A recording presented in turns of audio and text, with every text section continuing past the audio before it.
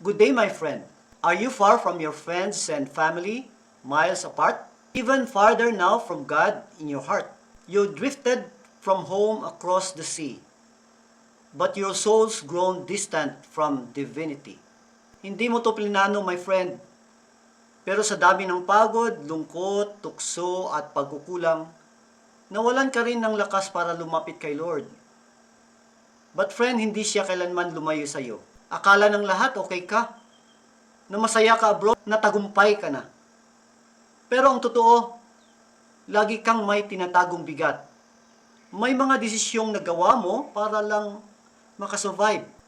May mga relasyon, kasalanan, lihim, gawain na hanggang ngayon binubuhat mo na mag-isa. Tahimik kang umiyak, minsan sa kwarto, walang nakakaintindi, walang nakakaalam, but alam ni Lord, my friend. At kahit anong dumi, kahit anong layo, kahit ilang beses mo siyang tinalikuran, nandyan pa rin siya, hindi ka iniwan.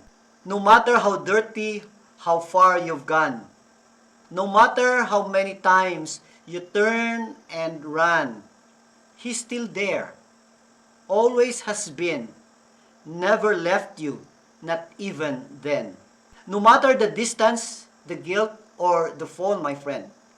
No matter how many times you ignored His loving call, He stayed silent, steady, and true. He never gave up, not on you. Ang sabi ng 1 John 1 verse 9, if we confess our sins, He is faithful and just to forgive us.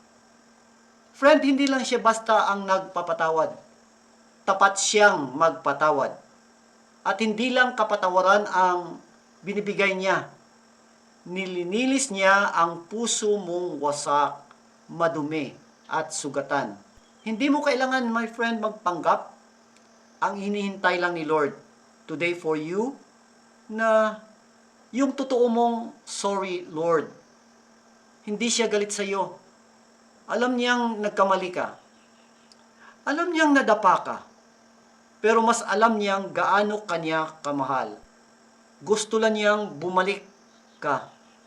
Kasi ang Diyos ay hindi lang Diyos na nagpapala. Siya rin ang Diyos ng pangalawang pagkakataon.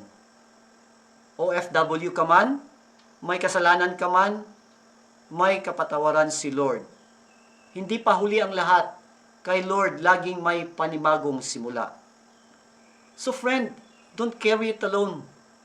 Let it go to Him, for He can forgive and heal you within. He has the power to change your fate, to lift you up, and make you great. So stop carrying the weight on your own, my friend.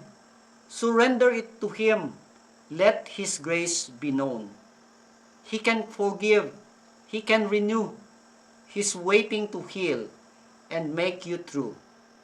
Kaya wag mo nang dalhin mag-isa, my friend. Ibigay mo na kay Lord kasi kaya kanyang patawarin at kaya kanyang baguhin.